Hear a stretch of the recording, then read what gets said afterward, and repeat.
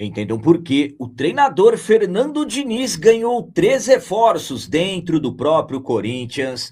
Possível substituto do Paredão Hugo Souza pode estar definido caso realmente ele for negociado.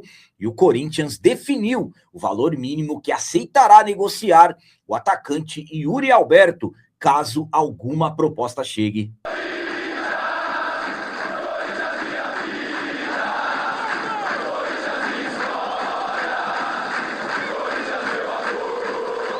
Salve galera, nação corintiana, tudo bem com vocês? Antes de falarmos sobre esses assuntos, já gostaria de pedir a vocês, por favor, deixem o like. Você que não é inscrito no canal, por favor, já se inscreva no canal e ative o sininho para receber a notificação de todos os vídeos. Começando esse vídeo de hoje falando sobre valores milionários, a diretoria do Corinthians já definiu o valor mínimo que aceitará vender o atacante Yuri Alberto, caso alguma proposta chegar na próxima janela de transferências. Conforme estamos acompanhando, existem grandes chances do Yuri Alberto deixar o Corinthians agora nessa janela de transferências do meio do ano do futebol europeu, que na verdade é a principal janela do continente. O Yuri, que depois daquela vitória diante do Barra, deu uma declaração que gostaria de deixar o Corinthians, depois ele meio que voltou atrás e tudo mais, mas sabemos que existem sim possibilidades do jogador ser negociado. Então, para que de repente as coisas não sejam resolvidas de última hora, a diretoria do Timão já definiu o valor que vai aceitar vender o atleta. Pelo menos é o que garante o GE. Segundo informações, o Corinthians só aceitará vender o jogador por algo próximo a 125 milhões de reais. Isso estamos falando dos 50% dos direitos do jogador que o Corinthians tem. Lembrando que o Timão tem 50% e o Zenit tem os outros 50%.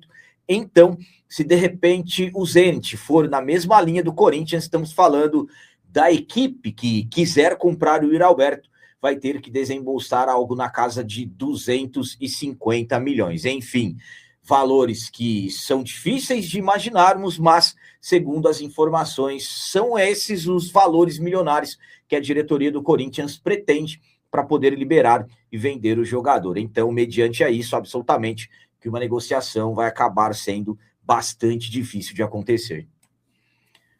A minha opinião quanto a essa informação, que a diretoria do Corinthians pretende negociar o Yuri Alberto por algo na casa de 125 milhões de reais pelos 50% dos direitos que o Corinthians tem, eu vou ser honesto com vocês. Eu acho muito difícil o Corinthians conseguir valores assim pelo jogador. Honestamente, se estivéssemos falando dos 100% dos direitos, algo ali 130, 140, até 150 milhões.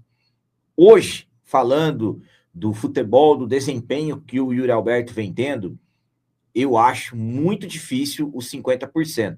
160, 150, pelo 100%, sinceramente, até poderíamos pensar. Por que eu estou falando isso? O Yuri Alberto se desvalorizou, primeiramente pelos desempenhos que ele vem tendo, marcando aí apenas um gol nos últimos 10 jogos. E quando o Yuri Alberto disse para o mercado que ele quer, que ele deseja sair do Corinthians, para mim, sinceramente, ele acabou se desvalorizando. Então, hoje, pensarmos em o Corinthians conseguir 100 milhões pelos 50% que tem do Yuri, é aí que eu falo para vocês. Se chegar uma proposta nesse valor, pelos 50% que o Corinthians tem, algo na casa ali de 90, 100 milhões, eu acredito que a diretoria vai balançar para poder vender. Primeiro, que existe a pressão pelos lados do atleta e a necessidade financeira que o Corinthians tem. Então, não estou cravando nada aqui, é apenas uma opinião. Hoje, falar de 125 milhões pelos 50% do Yuri, eu particularmente acho muito difícil acontecer. Claro que eu gostaria que o Corinthians conseguisse pela necessidade financeira, mas estou sendo realista com vocês e, na minha opinião, não tem como. E agora vamos falar sobre possibilidade de reforço. Tem informação que garante que o Corinthians definiu um possível substituto do Paredão Hugo Souza, caso ele for negociado agora nessa próxima janela de transferência. Acabei de falar a vocês que a diretoria do Corinthians definiu um valor mínimo para vender o atacante Yuri Alberto. E existe, sim, a possibilidade de alguns jogadores deixarem o timão rumo ao futebol europeu. E o Paredão Hugo Souza é mais um atleta que, pelo menos, fala, assim, em bastidores, que existem chances dele também sair, que o jogador tem o desejo e tudo mais. Lembrando que alguns meses atrás o Corinthians recebeu uma proposta do Milan, mas acabou não aceitando. Hoje, pelo que se fala, o Timão aceita vender o Hugo Souza, algo na casa ali de 70, 75 milhões, pelos 60% dos direitos que tem do jogador. Então, quando se tem a possibilidade de saída, claro que já é necessário rondar o mercado, olhar o mercado e buscar algum jogador, algum nome que possa substituir. E segundo informações do jornalista Samir Carvalho, o Corinthians já encontrou um possível substituto do Paredão Hugo Souza. Trata-se do Matheus Magalhães. Matheus Magalhães, goleiro, que atualmente está no Estrela Vermelha do futebol de Portugal. Jogador que é considerado um bom goleiro, já está há muito tempo no futebol europeu.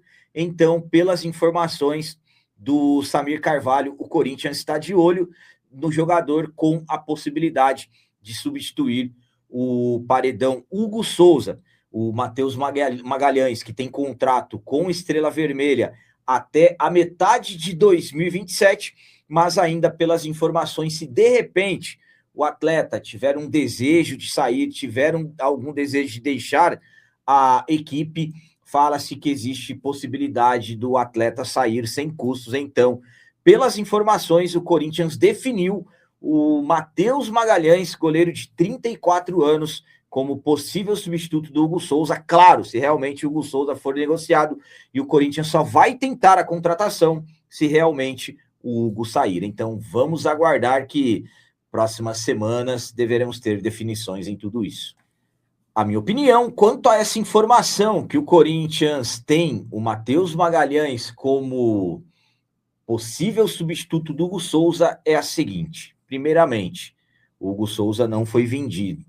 Então, pelas informações, somente se o Hugo for vendido, aí o Corinthians vai tentar contratar o Matheus Magalhães. Na verdade, o Corinthians já busca um goleiro até reserva para o Hugo Souza desde o início da temporada. Lembrando que o João Ricardo já estava tudo certo, mas ele acabou não sendo aprovado nos exames médicos. Então, agora, com de repente as chances do Hugo Souza ser vendido, claro que já é preciso estar analisando o mercado.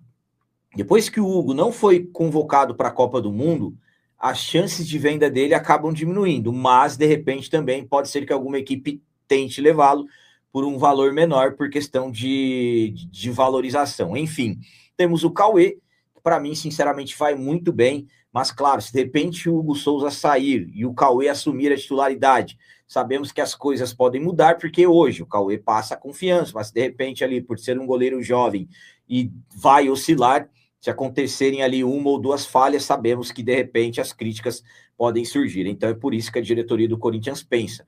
Matheus Magalhães, bom goleiro, um jogador que tem muita tranquilidade e, sinceramente, analisando a preferência do Fernando Diniz, é um goleiro que sai muito bem no gol, se posiciona muito bem e joga muito bem com os pés. Então, analisando o esquema do Diniz, o dinizismo, aí seria um goleiro que se encaixaria no perfil. Claro, nada definido, como eu disse a vocês, as coisas de repente só vão acontecer pelas informações do Samir se o Paredão Hugo Souza for vendido. Enfim, como eu disse a vocês, definições deveremos ter nas próximas semanas, que em breve a janela do futebol europeu vai abrir. E para finalizar esse vídeo de hoje, vamos falar sobre 3 reforços que o treinador Fernando Diniz acabou ganhando. Eu acabei de falar a vocês sobre um possível substituto do Paredão Hugo Souza. E agora eu vou falar sobre 3 reforços que o Fernando Diniz já ganhou. Vamos lá. Primeiramente, vamos na realidade. Nesse momento, o Corinthians está com transfer ban da FIFA. O Timão não tem condições de contratar. Por exemplo, se o Hugo Souza for embora e tentarem buscar o Matheus Magalhães, com o transfer ban não será possível registrar o jogador. Então, nesse momento, o Corinthians está impedido de registrar novos atletas, tem que pagar cerca de 7,5 milhões de reais ao Philadelphia Union pela última parcela da compra do José Martínez, não paga. Então, hoje a realidade do Corinthians é não poder contratar, estamos impedidos mais uma vez, lembrando que no ano passado foram quase 5 meses de transfer ban pela compra não paga do zagueiro Félix Torres. Então, a diretoria pretende a janela, lembrando que vai abrir no final do mês de julho, então temos aí quase 2 meses para que isso seja resolvido. Enquanto isso, vai se virando, vai trabalhando como pode e utilizando, rodando o elenco. E não é que nos últimos dias, Fernando Diniz acabou ganhando 3 importantes reforços. Eu vou explicar tudo certinho para vocês. O Corinthians foi, na última quinta-feira, até o Uruguai, jogar contra o Peñarol, o jogo da 5ª rodada da fase de grupos da Libertadores. E nesse jogo, o Fernando Diniz optou por uma equipe quase toda reserva, com exceções, Hugo Souza, Gabriel Paulista e Gustavo Henrique, os únicos titulares.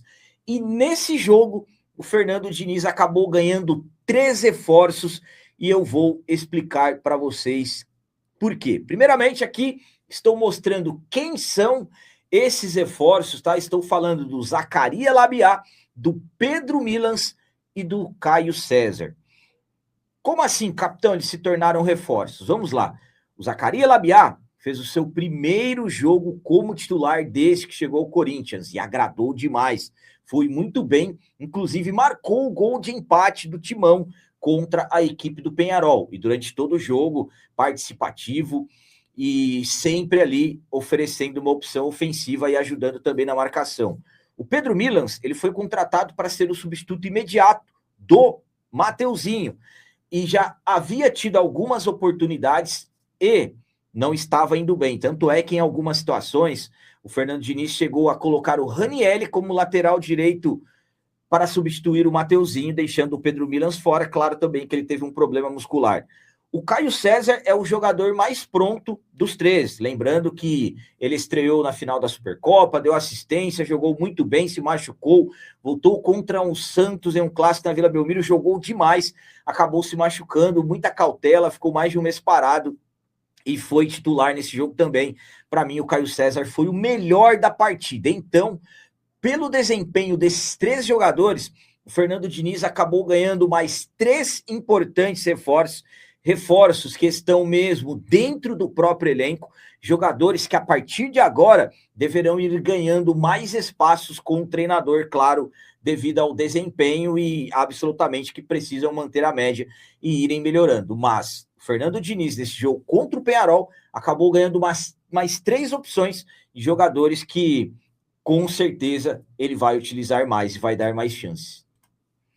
A minha opinião, quanto a esses 3 reforços que o Fernando Diniz ganhou, é a seguinte. Capitão, como assim 3 reforços? Vamos lá. O Fernando Diniz colocou uma equipe praticamente toda reserva diante do Peñarol. E eles se saíram bem. E esses 3 jogadores foram os principais destaques.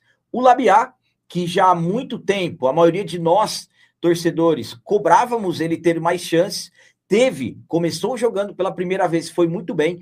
O Pedro Milans foi contratado para ser o substituto do Mateuzinho, ainda não havia feito um bom jogo e foi muito bem, tanto na marcação quanto na parte ofensiva, nesse jogo contra o Peñarol. E o Caio César, mais uma vez, demonstrando que realmente é um ótimo jogador. Para mim, o Caio César foi o melhor desse jogo. Então, o Fernando Diniz, que já tem uma equipe titular definida, hoje fica fácil nós falarmos quem são os titulares do Diniz, com apenas uma exceção ali no meio-campo, uma dúvida entre o André e o Carrilho.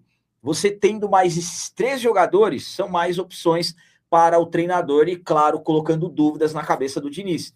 Para você ter uma ideia, essas primeiras semanas de trabalhos do Diniz, ele tem dado oportunidades para todos. Claro, o Guinegão ainda não teve oportunidades, mas ainda vai ter. E o Fernando Diniz vai chegar um momento que ele vai separar os titulares e as primeiras opções. É assim que ele trabalha. Então, podemos dizer que Pedro Milans, Zacarias Labiá e Caio César são mais 3 reforços que o Fernando Diniz ganhou nesses últimos dias. E espero que mais jogadores possam evoluir e também serem opções para o treinador, porque o Corinthians precisa hoje trabalhar com o que tenha, como eu disse a vocês, hoje estamos com transfer ban e, claro, também, de repente, até na base, daqui a pouco o treinador vai ter que buscar nomes. Então eram essas as notícias do Corinthians de hoje. Como sempre, peço a vocês, comentem, deixem aí nos comentários as opiniões de vocês sobre tudo que foi falado nesse vídeo. E também deixem o like, que isso é muito importante para nós. E você que não é inscrito, já se inscreva no canal, ajude a nossa comunidade a crescer cada vez mais, porque aqui sim é canal de corintiano de verdade. É isso aí, galera. Valeu, é nóis, um abraço. E vai, Corinthians!